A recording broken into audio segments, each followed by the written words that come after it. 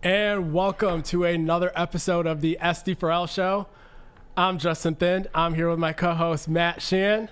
Matt, how you doing today? Man? I am sensational. How on earth are you doing, Justin? Is your day going better than Zion Williamson's right now? I would say so. That's Low bar to clear. The bar's beneath the floor, actually. Yes. Yeah, so. But even if the bar wasn't low, I probably still would be clearing it just because June is finally upon us. It is. 'Tis the season for some recruiting talk, and I know that is straight in your wheelhouse, my man JT. So, yeah, another fun episode today, some recruiting talk. We're going to get into some, well, I mean, come on, it's the early June season. Bracketology is what that means. We'll be getting into that in a little bit. We'll be talking some Hall of Fame. JT, it's always a busy day in East Lansing, so, yeah, there's stuff to talk about. Come on. What are we talking about here? Yeah. It's going to be... Fired up. We waited a long time for June to be here, Matt. Exactly 11 months since the last one. Oh, yeah. I think. Something like that. Is that how the calendar works? I mean, carry the 1, multiply by 2. Yeah, that sounds right. Yeah. I got you. Something like that. I'm tracking it right now. Yeah, been a while. And a lot of recruits were in town this weekend. A lot of recruits are going to be in town next weekend.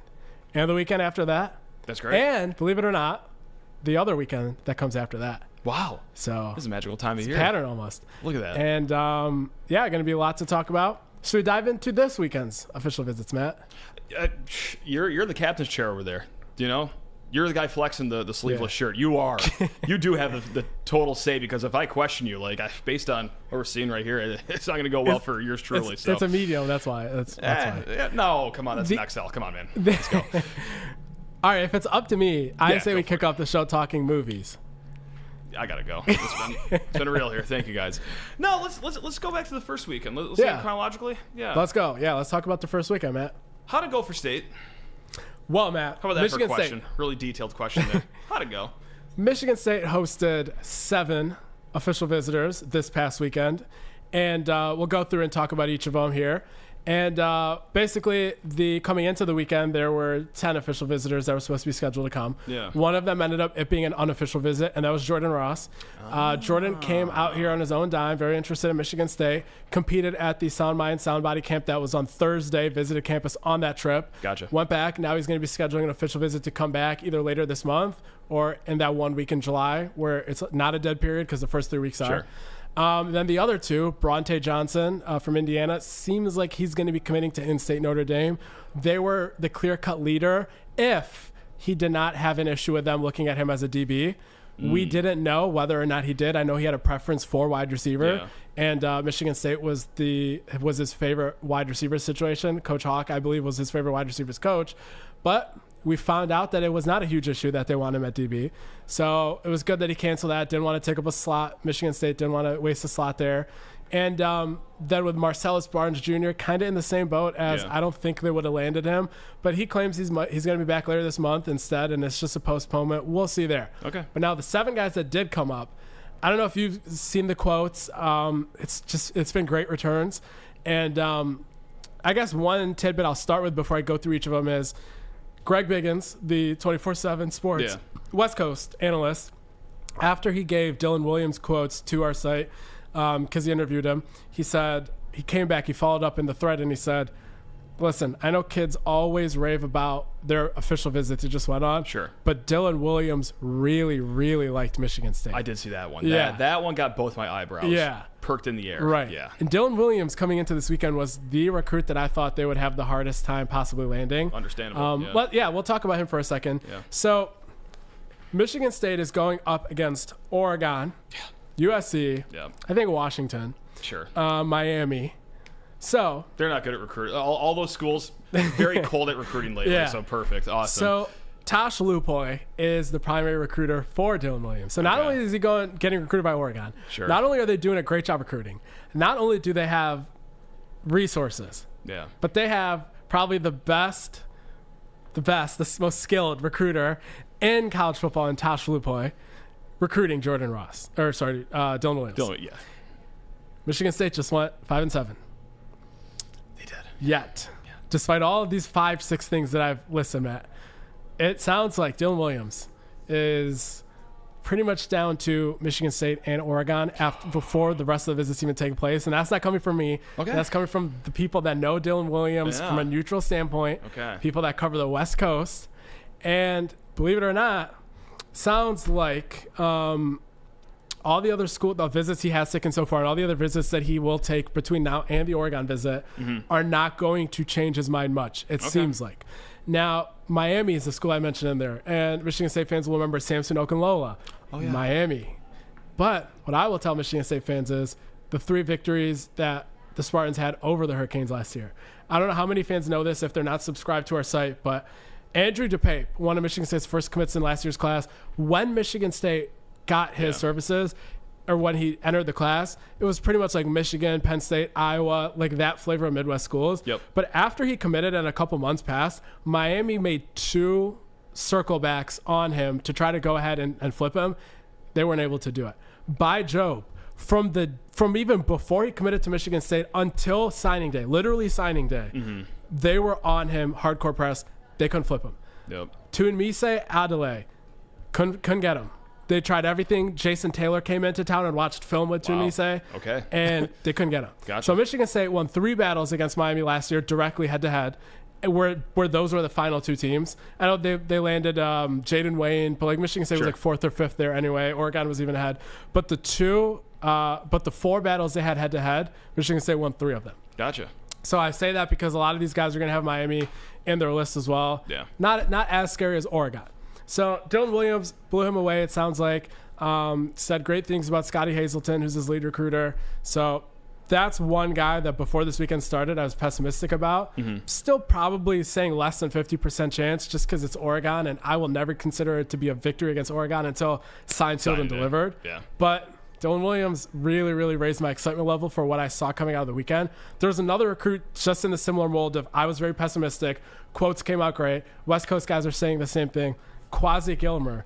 Quasi, I thought Washington, UCLA, Michigan State, those were kind of his schools. I'm thinking, okay, those schools are a little more beatable than Oregon, let's say. But coming all the way across the country, 4-star wide receiver, that doesn't really happen. And will it happen after 5 and 7? He probably gave the best quotes in terms of just the pure power and gravity of what he said. Talking about how he really values Mel Tucker being one of the rare African-American head coaches he's seen. He always sees him more as a mentor than even a coach. All the stuff he was saying about the offense. So those are the 2 guys who right away, if you're like, tell me how you summarize the weekend, it's, hey, this school right now, this program might not have a lot of momentum on the field, but what they proved to me in those kind of quotes and takeaways, now they might not land these guys, but the fact that they're having the impacts that they are perception-wise on them, the experiences they're providing them, that tells me a lot about, you can say what you want about special teams, you can say what you want about the DBs the last few years, but you can't say anything about them not still connecting with kids and having great successful official visits. Now you got to land them at the end of the day, of course. But all I was looking for as a barometer of how this weekend would go was, do they still have that juice when they sit down with them in the room? And it seems like the answer to that is yes for the time being. Because as I said, this weekend was not one where I expected any immediate commitments. The only recruit where I thought possibly could commit right away was Henry Hasselbeck. But that's just more because of the profile, and Michigan State's probably the best recruit that's offered him. But the reason that still was not going to happen most likely is his recruitment started 3 weeks ago in football. He was fully focused on lacrosse until 3 weeks ago when Jay Johnson found him. And that's when his football recruitment started. So he's not going to shut down his recruitment in 3 weeks. The other 6 guys, Eric Carner really likes Iowa, really likes Florida. He was the 2nd lowest rated guy. And then Logan Bennett's already committed. Kahnen Daniels, he's committed to Florida. Even if they do end up flipping him, I don't think it was going to happen on his very first visit to Michigan State. So the visit weekend as a whole was not going to yield a commitment as far as I saw. And the next best thing is perception and the juice coming out of it. So that's kind of how I would put a bow on the overall monologue I have there. Is there any specific things that you want to talk about? Any specific players I didn't touch on or anything? No, all the quotes from Quasi to Dylan. Henry Hasselbeck had a few at Spartans Illustrated as well. And just the number one thing that stuck out throughout all these guys' interviews is just authentic. And I think it was Quasi that pointed it out specifically. Yeah, of course these coaches are going to talk you up. They're going to talk about how just pretty you are and how awesome of an athlete you are and how are you going to fit in the system and play right away.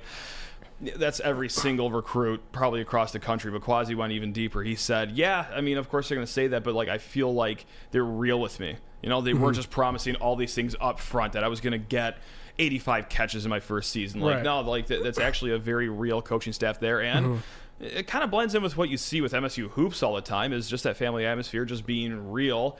And, well, yeah, I mean, there are some kids out there, hopefully a lot of kids out there, that really pride that, not just, you know, just like being spoon-fed a bunch of glamorous tidbits about you. So, no, that's one thing that stuck out is just, you know, at the end of the day, especially coming off a 5-7 season, you got to make yourself a little different. Of course, you know, having competition at the positions when they get here. I think Quasi Gilmer, he could be due to have some serious run as a true freshman. But other than that, just, you got to have the culture. You got to build the culture. So, speaking of serious run, I think if Michigan State somehow does get Dylan Williams, he probably would be starting right next to his visit host, Jordan Hall. Could you imagine them two together? I mean, Jordan Hall right in the middle, stuffing all the rushing lanes. Versatile, too, beyond that. And then Dylan Williams flying sideline to sideline. You got perfect complementary styles. Come on. You got the thumper in the middle. You have the range you got next to him in a 4.25. That would be something. But yeah. Please come here, Dylan. Please. Playing time is definitely on the table. But something else I want to mention, Andrew Dennis.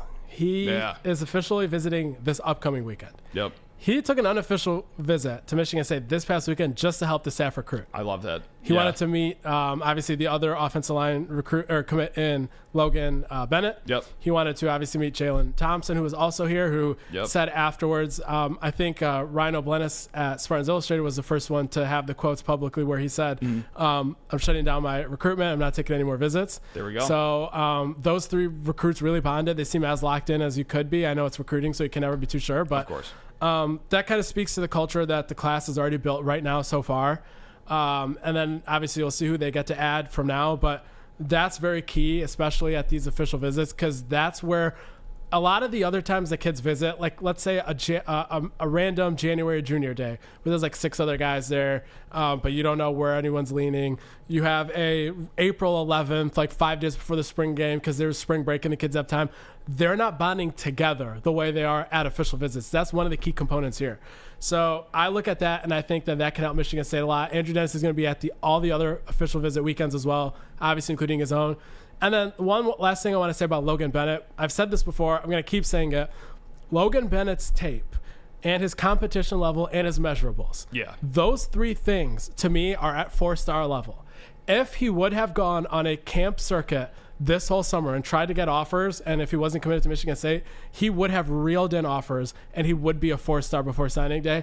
I don't know if that's going to happen now that he committed earlier, but I don't want to hear anyone say, oh, we have a 3-star offensive lineman. Why did Cap take him so early? Because if, let's say in 3 years, he's not playing, fine. You can say that then. Sure. This kid's good. This kid's good. And you know who else thinks that is, of course, Coach Cap. Yeah. Like, I mean, hey, why did he offer him so early? Well, that's why, so he wouldn't get away. I mean, again, we talked about this when he committed that.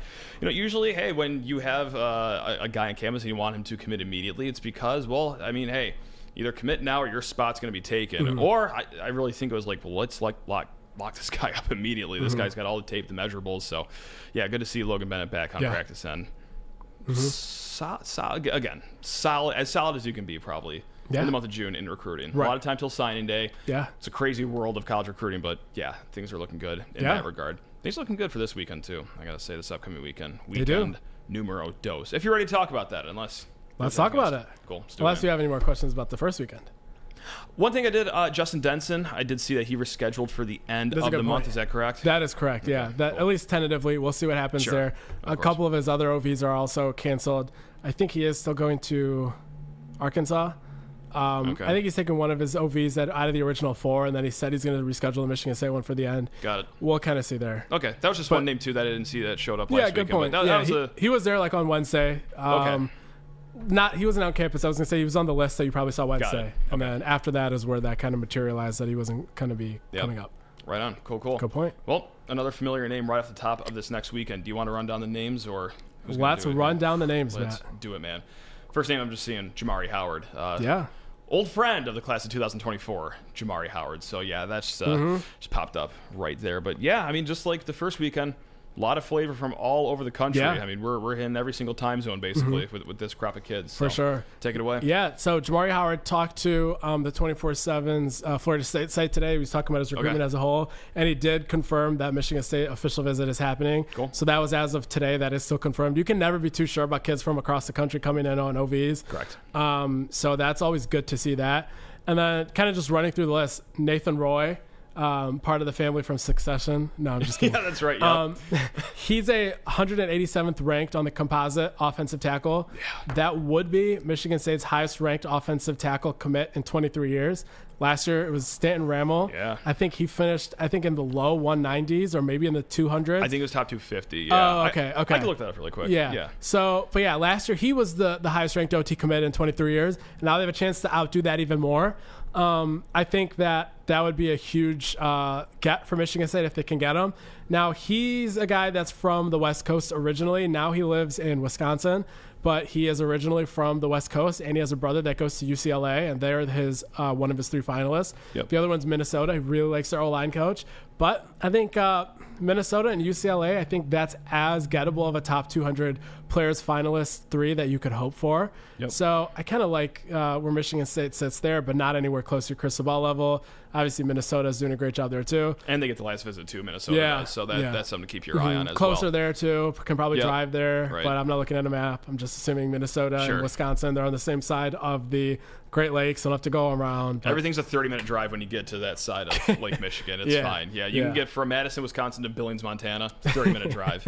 No problem about it. The St. Louis Arch, too. 5-serve arena in Milwaukee. 30-minute drive. That one might be 35. Stanton Rommel, he ended at 220, by the way. In case I was going to keep anyone up tonight, 220. So it would be back-to-back top 250 offensive tackle commits for Coach Cap and company. So yeah, just want to clear that up. Then the next name here, this one I don't think they have a great shot at landing. But again, that's what I said about Quasi Gilmer last weekend. Or at least, I don't think I said it, but I thought that. Yeah. And that's Kamar Mathudi. He is a 4-star linebacker from California again. So he's from Valley Village, California. I don't know where in California that is, Matt, but it sounds cool. It sounds nice. Yeah. Very pleasant. Valley Village. Now, he has 2 Oregon crystal balls. So again, kind of that similar theme. But at the end of the day, it's going to be one of those things where if that is your most, I guess, pipe dream kind of guy of the whole weekend, that's fine. You got to have a few of them in there. But everybody else after this, it's pretty winnable. Next up, you have Anthony Carey, Scooter Carey. Scooter. Yeah. That's right. Yeah. Scoot yourself up here to East Lansing, young man. Let's go. Let's get it popping. He got a couple crystal ball picks for Michigan State. Sure did. Seems like Michigan State and North Carolina are his top 2. My colleague Corey Robinson had an update on him on the board today. Basically, it sounds like Michigan State has done a great job with him, but obviously you still have to knock it out of the park during the OVs. Yep. So they'll have the opportunity to possibly do that, and it sounds like it'll be a July decision for him. Okay. Yeah, so he might be the guy that I would have said who's someone you think could commit on the visit. I was just going to go there. Yeah, yep. But Corey found out that it's sounding like a July decision, so that kind of removes that mystery for us. Next up is Jeremiah Beasley. A lot of Michigan smoke there the last few months, and I can see it at the end of the day when so many different people are saying the same thing. Yeah. There has to be something there. Right. But his brother being Malik Carr, I know his mom really, really likes Michigan State. Now they have an opportunity here to possibly win him back over if he is leaning towards Michigan.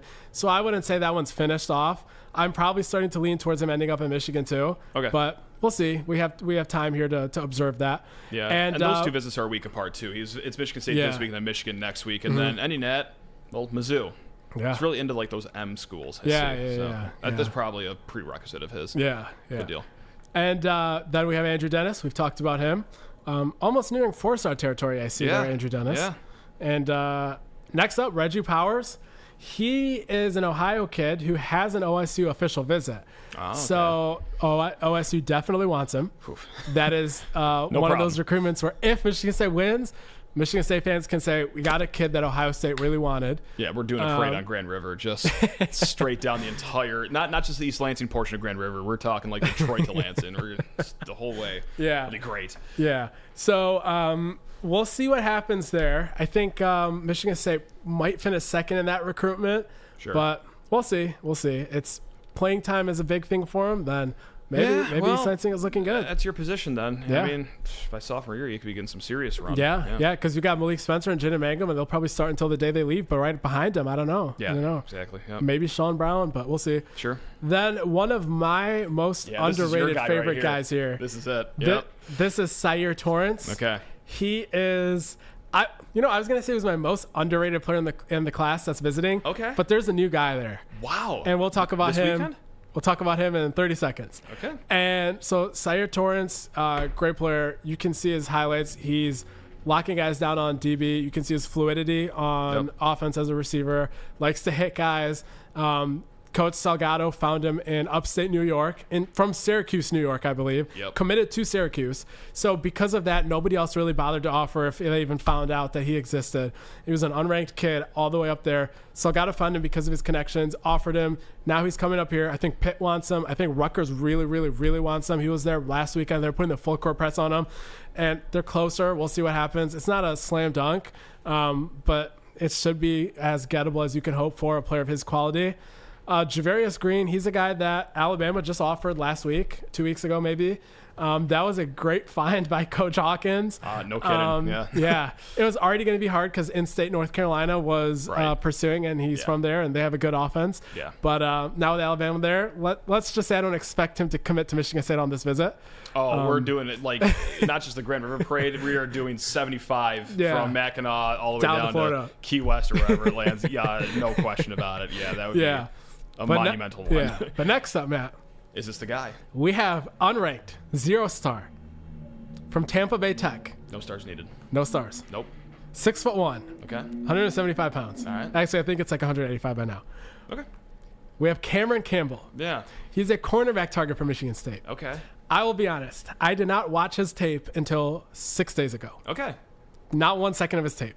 That's still more seconds than a lot of other people have watched.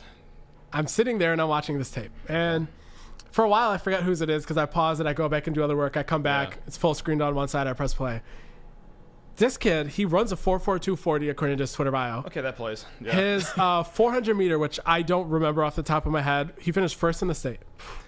You watch this kid's tape. He is sticking with everybody on every single route. Okay. He is taking, on offense as a receiver, he's taking bubble screens 80 yards when everyone has angles on it. All right. I don't see a lot of him flying around and hitting people like Sire Torrance or next week's visitor, Samuel Madu, who I think is another really underrated guy. Gotcha. These corners, these 3-star corners, they've done a great job finding underrated guys. There's a theme there. But this guy can play cornerback at the highest level at the Big Ten. And I don't care what his stars say. He has an Ole Miss offer. Texas A&M is sniffing around. Okay. But it's really just Michigan State and Ole Miss are his two best offers. Last week, he was at Boston College. Okay. So far, if Ole Miss doesn't get that OV locked in, and some of these guys are still not fully jumping in, there is a chance to get this kid when nobody's really expecting him to be good. And he could be that guy that comes in. You're going to have to teach him to be more physical than he is now. Okay. But he can stick with anybody. Perfect. And I don't know. Maybe we'll see 4 years from now. We can cut up this clip. We can say that I a little bit finally knew what I was talking about on one of these guys. But I think I'm really liking some of these cornerbacks that they're bringing in. And Cameron Campbell, very underrated. I just like everyone at home, just close your eyes right now. I just want you to imagine something. This is the year of our Lord 2025. And it's Cameron Campbell on one side, Mr. 4.4240.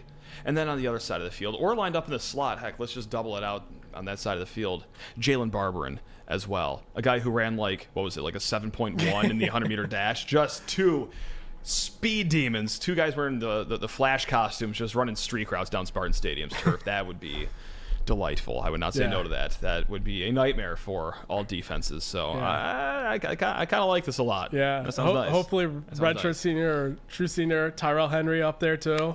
Let's go. Let's go. Some of these other guys that are coming up now. Yeah. Pure cinema. Let's go. Yeah, but good weekend coming up. This weekend, I think there's a couple guys that they maybe could possibly close on. Kerry was one of those guys I thought could have been a candidate before the July reporting that Corey did. Sire Torrance, again, Rutgers wants him really badly. Okay. He's actually given Syracuse an official visit, like a last chance to win him back, kind of like Nick Marsh did with Michigan State, kind of like Jamari Howard is doing with Michigan State. So he's doing the same for Rutgers. I mean, Syracuse, I don't know if he'll commit this weekend, but he's a candidate. Okay. And then Cameron Campbell, I don't know exactly how the staff feels about him. I'm assuming that everyone that gets an OV, they're okay with them committing, or they'll try to give them the full sales pitch before they leave. But personally, I think they should try everything to close on him this weekend.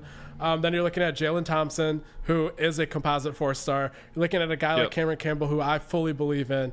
And then you have 2 of your maybe 3 corner slots taken. You have Jason Cross and other guys that can play safety coming in future weeks. I think you're in a good spot there as the defensive backfield. And remember, last year, the 2 units that kind of anchor the class, it was the 2 trenches, D-line and O-line. This time around, let's land some of these receivers. Let's see if they can land some of these receivers and these DBs, and you will have staggered these 2 classes very well. No shortage of great skill positions coming up to campus. Not just last week, not just this weekend, but also as we keep on going throughout the month of June and well, that 1 week in July, of course. Yeah. So we'll see if Jordan Ross wants to lock down his OV then or whatever. But no, that was a good tidbit. I know I'm going back like 20 minutes here, but that Jordan Ross was on campus on an unofficial visit. Yeah, and it's good to know right there. How you doing? You carry a lot. Your back's got to be killing right now, carrying the show up until that point. I mean, that's just thirsty. Had some fish tacos before this. Oh, look at you, man! Like recruiting's your bread and butter, and JT.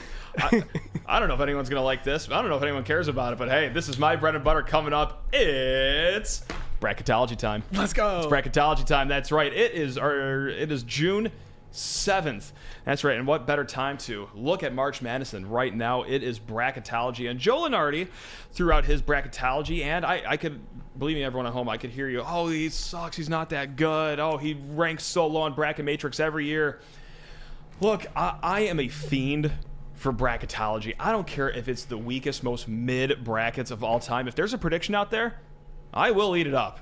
I will absolutely do it. So, yeah, I'm going to take Joe Lenardi's bracketology, and we are going to talk about it. Oh, boy. Justin, do you have a guess as to what seed Michigan State is in Joe Lenardi's June bracketology? He updated this on Tuesday, so a whole day has passed ever since. I know. So the commit that Michigan got, the saving the program isn't factored in yet. They just got the 2 seed. Yeah, I know. So that really changes things up. Yeah. But but my guess for Michigan State was actually going to be a 2 seed.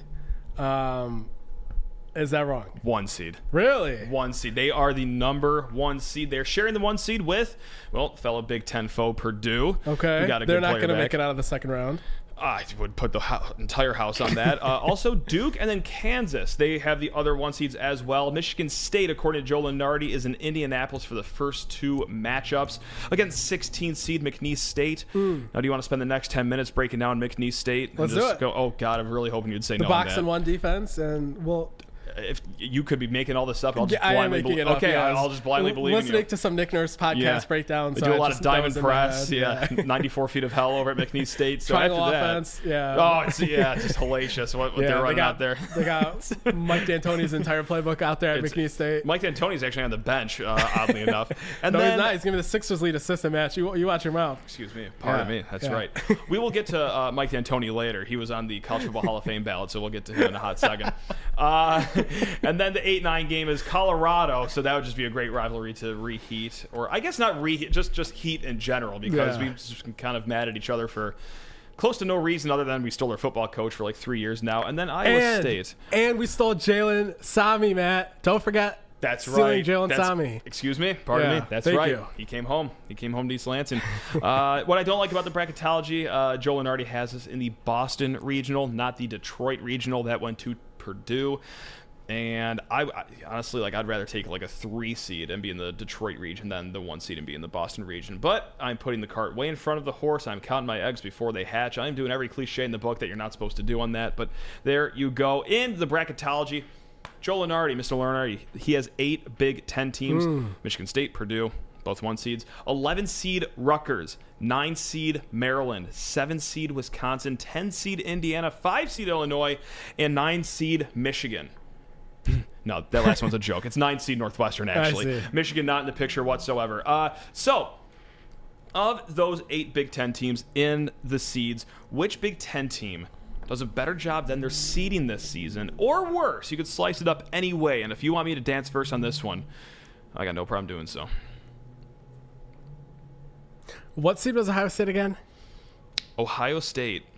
That's your answer, because they're not even on here. I thought they'd be a 9 or a 10. Kind of surprising. Yeah.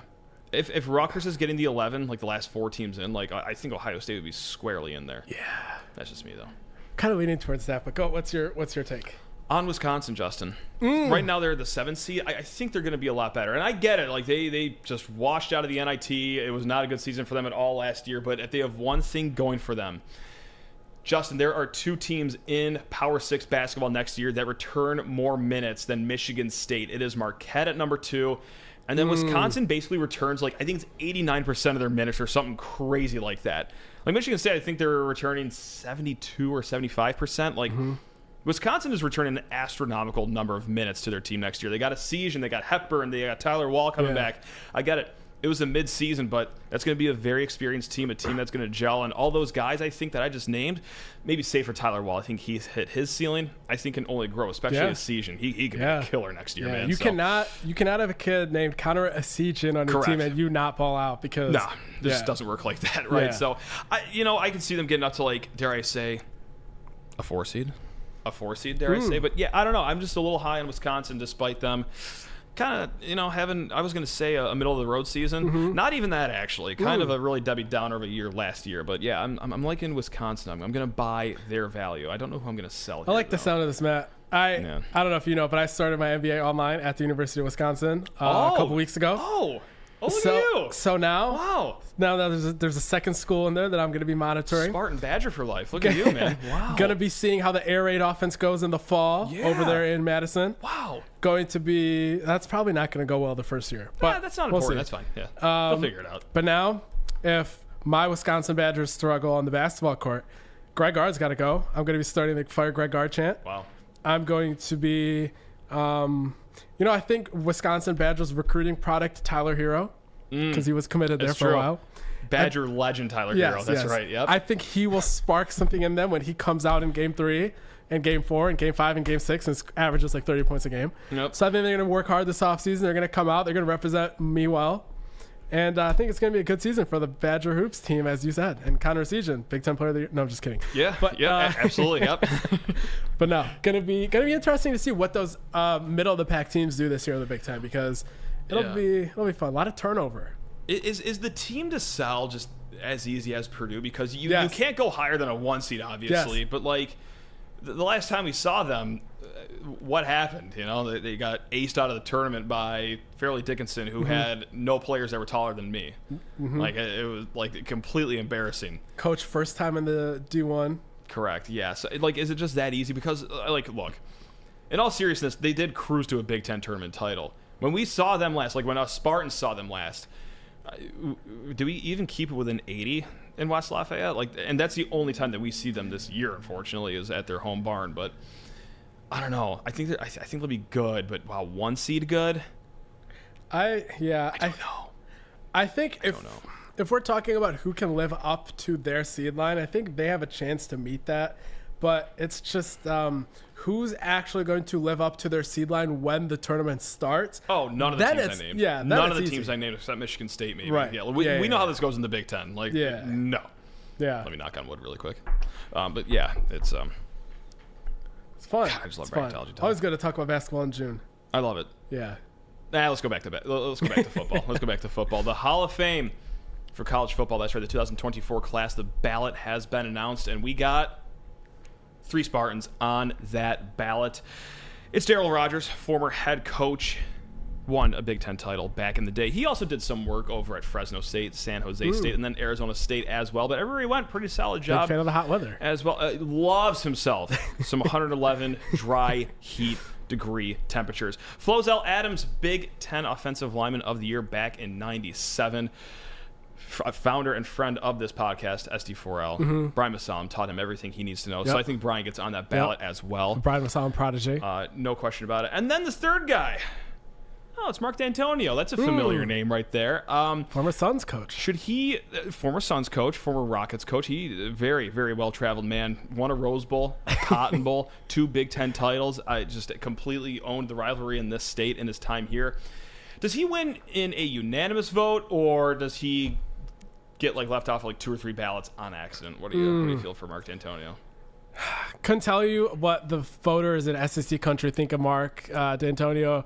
Can't tell you maybe what they think in Pac-12 country. Maybe they've kind of seen him in the Rose Bowl, but you'd hope so. It better be unanimous in the Midwest, because anyone that knows what Michigan State was just before Coach D got there, and how hard it was to develop talent there, because they weren't just landing 4-stars left and right. Yep. And the sustained success, the wins over Ohio State. Yep. I think just tons and tons of credit to what he did and the way he did it. The way he did it deserves as much credit, if not more, than just the sheer accomplishments. Developed actual leaders, developed people like Darian Harris, and the list can go on and on. I just think he built he's the definition of a program builder. And I know he didn't win a national title, but there's coaches in there that didn't. Everything but. Yeah, everything but. And I don't think a coach coaching Michigan State, if he doesn't win a national title, that's fine. It's what else are they doing? How much sustained success? And he checked those boxes as well as he ever could. We're going to get to that in a little bit more, because there's even more facts or some actual statements here about Mark D'Antonio here in a little bit. But just for a frame of reference, there is almost 100 names on this ballot, especially if you include like the divisionals. There's more than 100 on the ballot. This will be announced early in 2024. Last year, 22 players and coaches were enshrined in the Hall of Fame. So that's what the class size is normally, 22. So odds are in his favor, and hopefully they're in the same favor as Mr. Adams and Mr. Rogers as well. Now, are you ready to wipe that smile off your face right now and play 2 Are Facts, 1 Is Whack? Because this is really, really going to floor you right here. My 5-13 record is on the line. See, you're always one to say it. I'm never going to say it. Yeah, think about it every night before I go to bed. Very honorable. Yeah. Shoot. All right, gang, if you've never watched this show, first of all, hey, welcome. What an episode to tune into. Check this out. I'm going to read 3 statements. 2 of them are fact. 1 of them is whacked. And today's theme is Mark D'Antonio. Mark D'Antonio. Are you ready to play? 2 Are Facts, 1 Is Whack. Statement number 1. Mark D'Antonio was the only coach to hand Urban Meyer multiple losses when he coached at Ohio State. Mark D'Antonio was the only coach to hand Urban Meyer multiple losses while he coached at Ohio State. Statement number 2, Mark D'Antonio has double the top 10 wins in his MSU career than Jim Harbaugh has in his Michigan head coaching career. And it's double, it's not at least double. It's double. It's just flatly double. Mark D'Antonio has double the top 10 wins in his MSU career than Jim Harbaugh has in his Michigan head coaching career. And then, statement number 3. From 2012 to 2015, Mark D'Antonio won 4 straight bowl games. That is a fact, and I'm just going to give that to you right there. He won 4 bowl games. But since 2012, no other Big Ten East program has won 4 straight of its bowl games. From 2012 to 2015, Mark D'Antonio won 4 straight bowl games. It was a nice little 4-year run. Since 2012, since that streak began, no other Big Ten East program has won 4 straight of its bowl games. Which one's fact? And which one's the other fact? And which one's whack? Now, I know Harbaugh has the 2 top 10 wins of when he played Ohio State both times. The last 2 years. That he does. Struggling to come up with many more beyond that. A shame. And a shame. Coach D has to have more than 4. Now, top 10 is hard. It's not top 25. That's hard. It's might not be more than 4. No, it probably is more than 4. It's even hard just to play a top 10 team per season, really. Right. Yeah. It really is. And then you almost have to go undefeated for, it's tough. It just seems like a good vibe sort of thing for you to say, no, Justin, Mark does not have double. He has quadruple. Oh, that'd be crazy. But what... I got him in the torture I'm locking that in, Matt. I'm locking that in. The torture act right now. The middle one is the false one. Shoot. I love the spirit. I do love the spirit. But unfortunately, the middle one is true. It is just double the wins than Jim Harbaugh has at Michigan. Mark D'Antonio racked up 10. Jim has 5? He has 5. And before any of you guys crying at home, because believe me, I know who watches this show. You guys have nothing better to do with your time. Say, oh, well, Mark was there for a lot longer than Jim's been there. Okay, Mark's first win against the top 10 team was 2011. His last one, 2018. That's a 7-year window. Look at what he inherited before that. Okay, the program took some building. Old Jimmy Boy, he was handed a semi-pro NFL roster from day one. Same time span, 7 years, half the amount of wins. Jimmy has 5. Marky Mark has 10 wins. So that is double if I'm doing my Spartan math correctly there. Just want to make sure we're covering all bases. The other true statement. Do you have a guess? Do you have a guess what the other true statement was? Want to say the first one, but I can't remember who Ohio State played in all of their playoff games. I'm thinking Clemson might have beat them twice. Is that true? You're right, actually. Okay. Dabo Swinney was the only other coach to beat Urban Meyer twice at Ohio State. Okay. So that one was the whack one. Mark D'Antonio wasn't the only coach. He was just one of 2 coaches to do that in Urban Meyer's, I believe, 6-year tenure at Ohio State. The other true one was from 2012 to 2015, Mark D'Antonio won 4 straight bowl games. Since 2012, no other Big Ten East program won 4 straight of its bowl games. Now, if you go over to the Big Ten West, we've got some teams that like to win bowl games over there. Believe it or not, Northwestern, 4-game bowl victory streak. Yeah, but like 3 of them were the Pinstripe Bowl probably. Sure, and like they've also missed some years too, but like when they make a bowl game, they're going to come home with the hardware. Wisconsin also 4 straight. Are you ready for this? Who has the longest streak of bowl wins in the Big Ten? Is it Kirk Ferentz? No?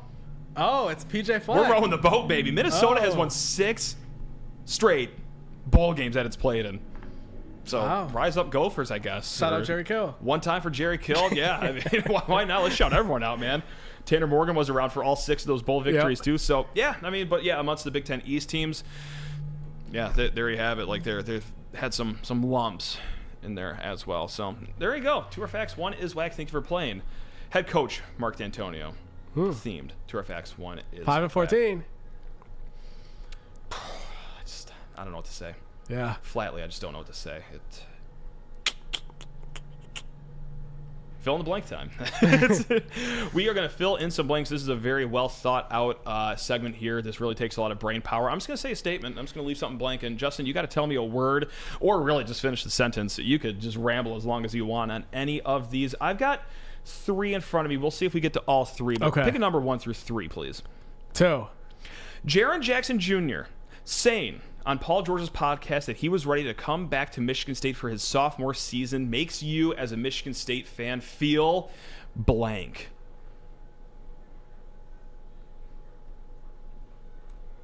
Your answer is the same as mine because I don't really know what to say. Yeah, because at one point on one side, it's kind of like a wholesome kind of thing of all right, look, good job by Izzo to do the responsible thing as we would know him to do. Right.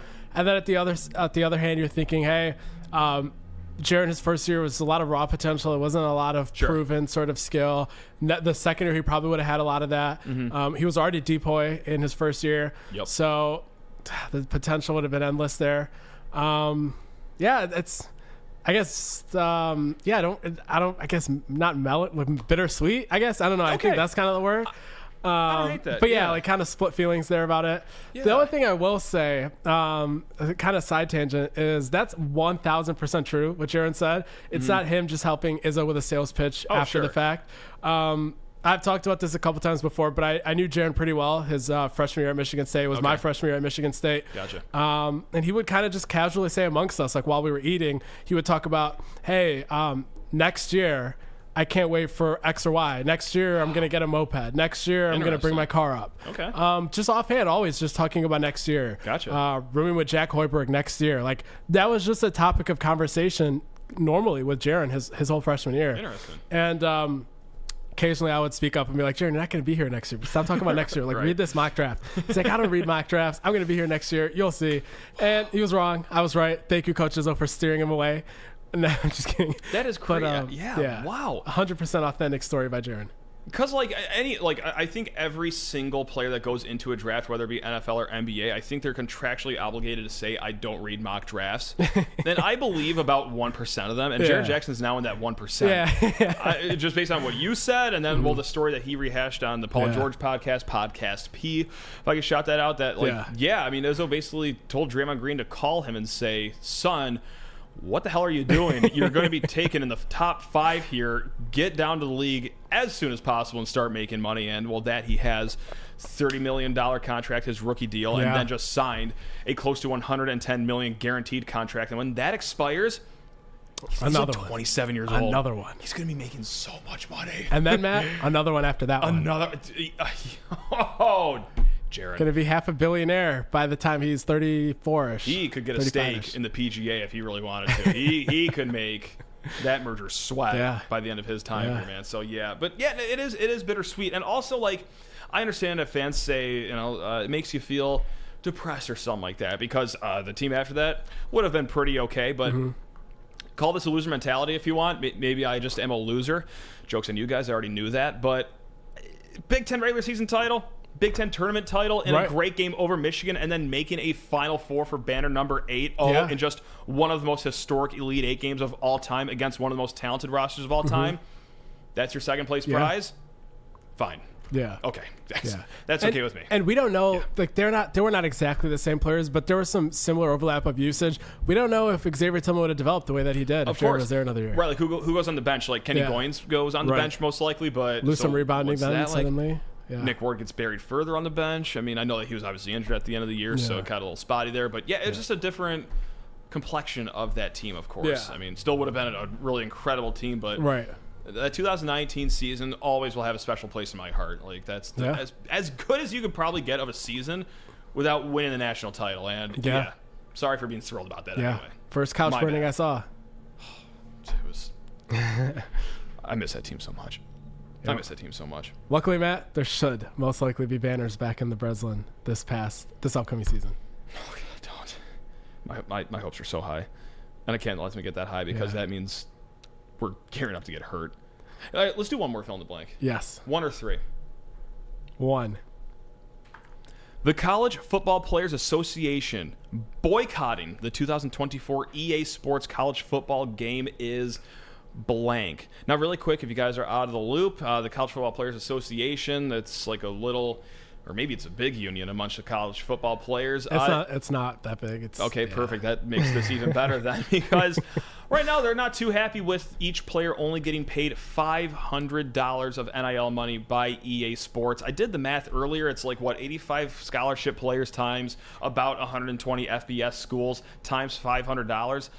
We're looking at $4 or $5 million here in payouts just for these kids. Like if I did the math right, which is suspect, we'll circle back to that later. But that's a lot of money to be paid out by EA Sports. But with that said, the College Football Players Association boycotting the 2024 EA Sports College Football game is overblown. Okay, I like that. I think educate us. What Jason Stahl, the leader of the College Football Players Association, had brief conversations with them back when this first launched. I was really interested in that space and kind of talked to him a little bit. He does have the best interests of the players at heart here, but I think he's looking for a higher sum for these players across the board at a uniform fashion. I think what most kids are going to see is they're going to see, okay, if I boycott this and I'm a third string right guard. Sure. And if I boycott this, EA is going to just say, okay, have a good one. Toodles. Yeah. You don't even get your 500. Right. The only players this really, really would affect, even a Will Anderson type, I don't know if it affects that much. Like, you have to be Caleb Williams for EA Sports to say, okay, actually, we can't have this game without Caleb Williams. Yeah. Maybe Drake May. Maybe like the top 4 quarterbacks and then the top 2 non-court. Yeah, so let's say there's 6 players in every single game that this could help. Right. Those 6, Marvin Harrison I agree. Jr. Right. Sure. I agree. You 6, you should boycott. Yeah. And then EA is going to sit down with them. They're going to give them a sum that is much more than $500, and they will be in the game. The cover athlete, he'll probably get even more. Yeah. And that's going to be it. That's going to be the end of it. Most of those guys that the game can survive without, so the non-top 6 players with top 4 quarterbacks baked in there, everyone outside of that, they should take their 500 because it's probably all they will get if they tried to boycott. Maybe I'm wrong. Hey, I'm all for player empowerment. Maybe go ahead, try it. Let's see what happens. Yeah. I just think that the only players that really should be boycotting are the ones that EA is going to say, we really cannot release this game without them being in it. And even then, if I know EA and the way that the industry works, they will release that game without them. Yeah. People will buy it, Right. and they're going to hope those kids come back to the table and say, you know what, put me in there. And if not, if somehow, some way, EA's posturing and stuff past the release date doesn't work out the way it does, EA will then go to the table with them a month after the game comes out and put them in a roster update. EA is going to take this to the last resort with anyone that tries to boycott. And eventually a lot of those kids are going to give in and just say, hey, everyone else is in there, put me in there. So that's how I see it going. Maybe I'm way off. No, I don't think you're way off at all. Or let's say the hypothetical 6 say, hey, we're not going to play unless we get $50,000. And EA says, well, go fly a kite. Look, I think they did something very similar. We're going in the way back machine here, almost 2 decades ago. But MVP Baseball 2005, one of my favorite games of all time. Barry Bonds wasn't in that game. This guy by the name of John Dowd, who just happened to be a left-handed hitter and like 99 power and played the same position as Barry Bonds. Didn't look like him. But again, as long as the attributes are there, like if you just throw some random-looking USC quarterback and call him, I don't know, Bob McSign or something like that. I'm just looking around the room doing an I Love Lamp situation here. But like, just give him the same attributes, Caleb Williams, like no one's going to care. Or, especially in this day and age where you could just upload your own rosters, those 6 players are going to have players just made for them, maybe like a letter off. I mean, just like that. Also, like, and going back to like the old childhood video game days, it's like I was able to name you every single player and every single roster on MLB, NBA, NHL most years because of video games. Like this would hurt anyone that sits this out, minus like those 6 players, and even then, I don't know. I don't know, but it would be silly for like a starting running back at Virginia Tech to sit it out because I'm worth more than $500. It's like, well, you probably are going to lose yourself money in the long run here off NIL. So that's just me. That's just me. Yeah. And I know that there's talk that they're not going to have roster sharing because of these NIL issues and stuff like that. Okay. What they will still have is create a player feature. And the people that are really dedicated, the people that really are going to care about imperfections, there's going to be a central list online on OperationSports.com. You go to the forums, it's going to say list of all missing players, and they're going to say use like face number 7.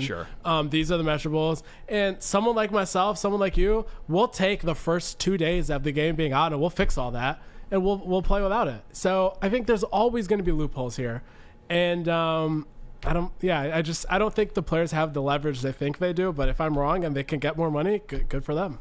Or, worst comes to worst, all mascot game. Just nothing but the mascots. Fine, you guys don't want our money, we'll throw Sparty versus the Syracuse Orange up there. Yeah. Let's get nuts. No. Yeah. I'm excited for it, though. Yeah. This might drag me back into video games, you know? Oh, yeah. There's no doubt about it. This is going to be electric. Just ignore my obligations, ignore my family, ignore my job. It's going to be great, but at least I'm going to be sick at the air raid offense. It's going to be awesome. Yeah. No, triple option. We're going to do triple option. Okay. Going to be the next coach at Army or Navy or whichever service academies run it. You know it. No, triple option at Oregon. That's what I'm going to do. Oh, okay. Yeah. I'm just going to now take they're going to get downtown. No, Ole Miss. I'm just gonna, like the flashiest offense and really just tone it down. That's what we're going to do here. Hey, that's what Brent Venables did at Oklahoma. Yeah, we're awesome. It's going great over there. Yeah, man. So yeah, that's fill in the blank. Yeah. Is that our show? I believe that is our show, Matt. Well, golly gee willikers, Justin. I guess we did. Excuse my language there. We did. Wow. There we go. Right on the dot, 9 o'clock. Hey, there we go. Easy in, easy out. Yeah.